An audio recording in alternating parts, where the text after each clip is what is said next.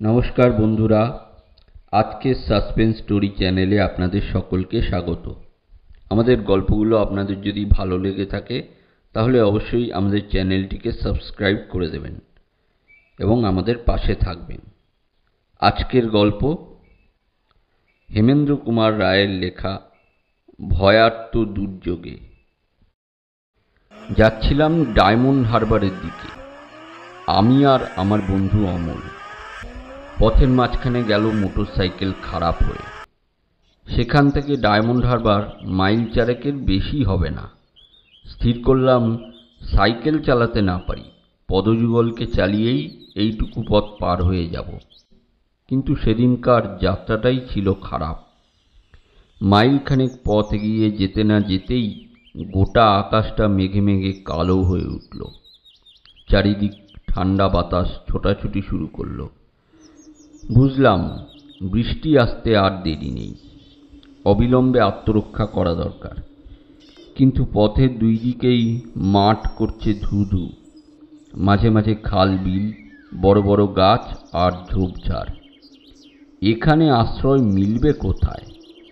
অমল একদিকে তীক্ষ্ণ দৃষ্টিপাত করে বলল, ওই বাঁশবাগানের উপাস থেকে একখানা বাড়ির মাথা দেখা যাচ্ছে না? আমি ভালো করে দেখে বললাম, বাড়ি বলেই তো মনে হচ্ছে। টপ করে আমার নাকের ডগায় পড়ল বৃষ্টির মস্ত ফোঁটা। আমি বললাম, ছোট অমল, ছোট। এক ফোঁটা বৃষ্টি আমার নাসিকাকে সবেগে আক্রমণ করেছে। দুজনে প্রাণপণে ছুটতে লাগলাম।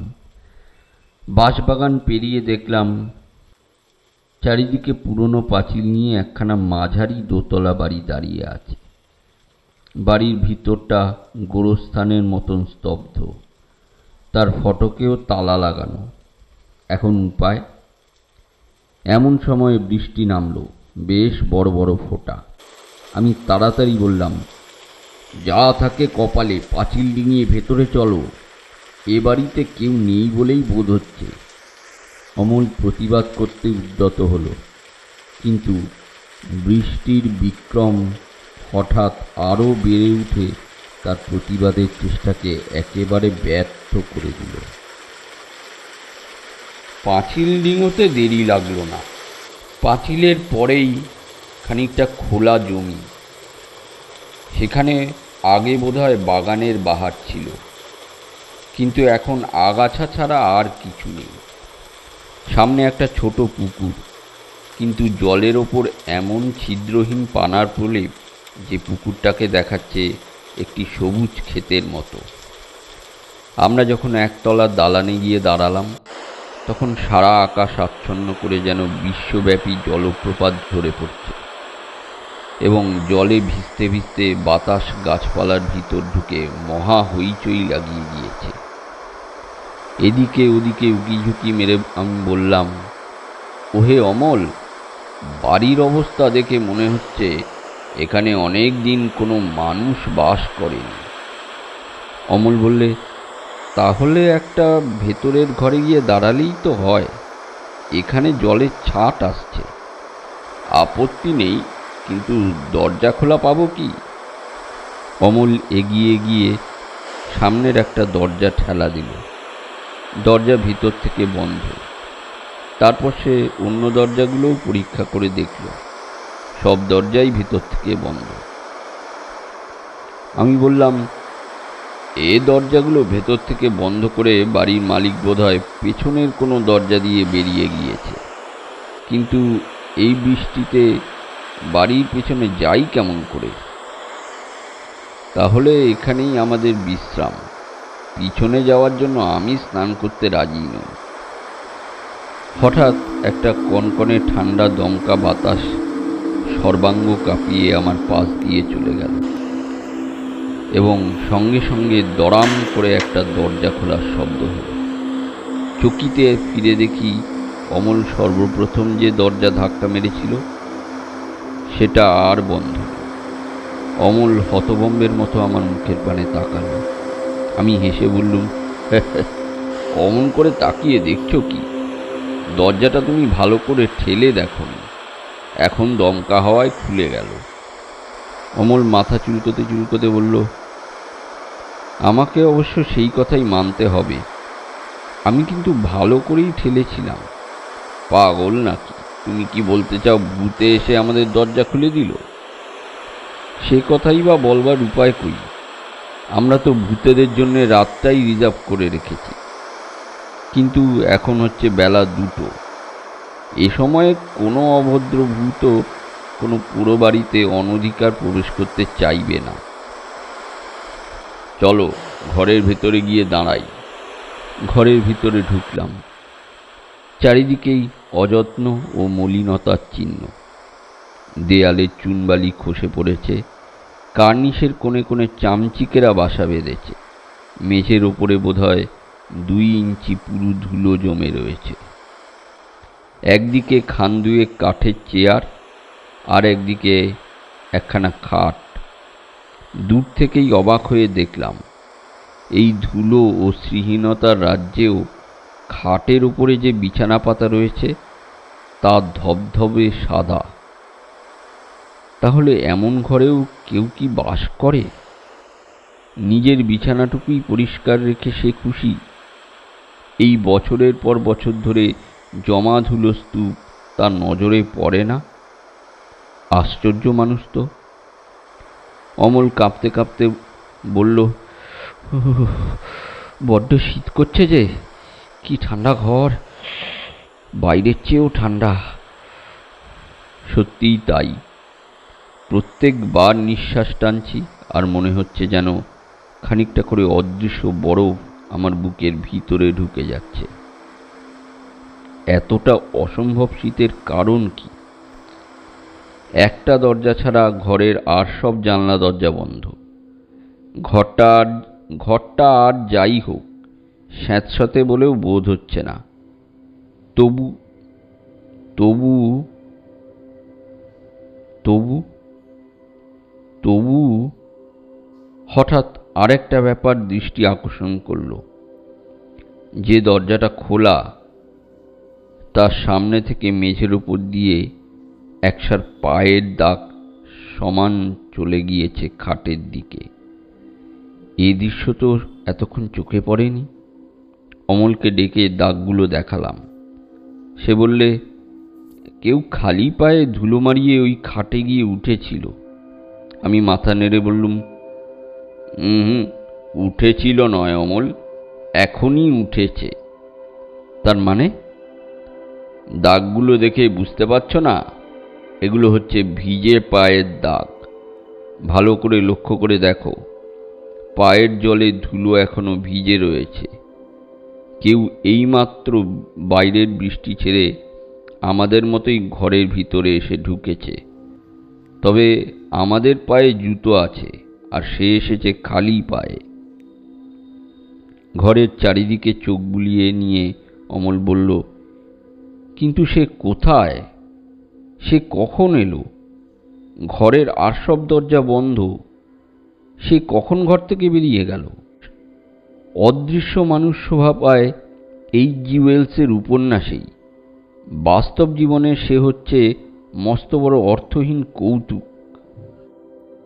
কিন্তু ঘরের ভিতরে কেউ যে এখনই ঢুকে আবার বেরিয়ে গিয়েছে সে বিষয়ে কোনো সন্দেহ নেই। যে এসেছিল সে চুলোয় যাক। কিন্তু আমি যে শীতে মরছি, আর তো সইতে পারছি না। তার কথা কানে না তুলে আমি পায়ের দাগগুলো ধরে খাটের দিকে অগ্রসর হলাম। কিন্তু যতই এগিয়ে যাই যেন শীত ততই বেড়ে ওঠে। খাটের পাশে গিয়ে দাঁড়ালাম। পরিষ্কার পরিচ্ছন্ন বিছানা, রোজ যেন খুব যত্ন করেই চাদর পাতা হয়। মাথার বালিশের মাঝখানটা বসে গিয়েছে, যেন কেউ একটু আগেই ওখানে মাথা রেখে শুয়েছিল। কেবল তাই নয়, বালিশের ওপরেও জলের দাগ, যেন এখানে কেউ ভিজে মাথা রেখেছিল। আর একটা আশ্চর্য ব্যাপার অনুভব করলাম। উনুনের কাছে গেলে যেমন আগুনের আঁচ পাওয়া যায়, এই বিছানার পাশে দাঁড়িয়ে তেমনি যেন শীতের আঁচ পাওয়া যাচ্ছে। হতে পারে এটা আমার মনের ভ্রম, কিন্তু এমন সত্যিকার ভ্রম আমার আর কখনো হয়নি। সেই দিনের আলোতেও আমার বুকের কাছটা ছমছম করতে লাগলো। ভয় পাওয়ার মতো বিশেষ কিছু দেখিনি বটে, কিন্তু কেবলই মনে হচ্ছে পুরো বাড়ির এই স্তব্ধ ঘরের মধ্যে আমরা দুজন ছাড়া এমন এক তৃতীয় ব্যক্তির অস্তিত্ব আছে যে আমাদের মতো স্বাভাবিক নয়, যার কাছে আমাদের থাকা উচিত নয়। বিছানার উপর ঝুঁকে পড়ে ভিজে বালিশটা পরীক্ষা করতে লাগলাম, কিন্তু ও আবার কি? কান পেতে 2 মিনিট ধরে শুনলাম, তবু নিজের কানকে কিছুতেই বিশ্বাস করতে পারলুম না। অমল আমাকে ডাক দিয়ে বললে, ওহে, ওখানে অমন সঙের মতো দাঁড়িয়ে আছো কেন? চলো, এই বিশ্রী ঘরটা ছেড়ে আবার বাইরে যাই, বৃষ্টি থেমে এসেছে। অমল, একবার এইখানে এসো তো। কেন? এখানে আবার নতুন কি আবিষ্কার করলে হে? ওরে বাবা, এখানটা যে আরো ঠান্ডা।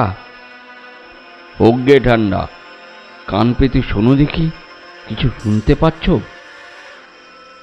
কি সর্বনাশ! কি কি কি কি শুনছো অমল? কার নিঃশ্বাসের শব্দ? না না, এ অসম্ভব। আমার শুনবার ভ্রম। ভ্রম নয় অমল, ভ্রম নয়। তুমিও শুনছ, আমিও শুনছি, আর নিঃশ্বাসের শব্দ এখনো হচ্ছে। অমল বিছানার বালিশের ওপর হাত বাড়ালো, কিন্তু তারপরেই ভয়ানক একটা আর্তনাদ করে বিদ্যুতের মতন হটে গেল। তারপরেই খাটখানা হঠাৎ মচমচ করে উঠল।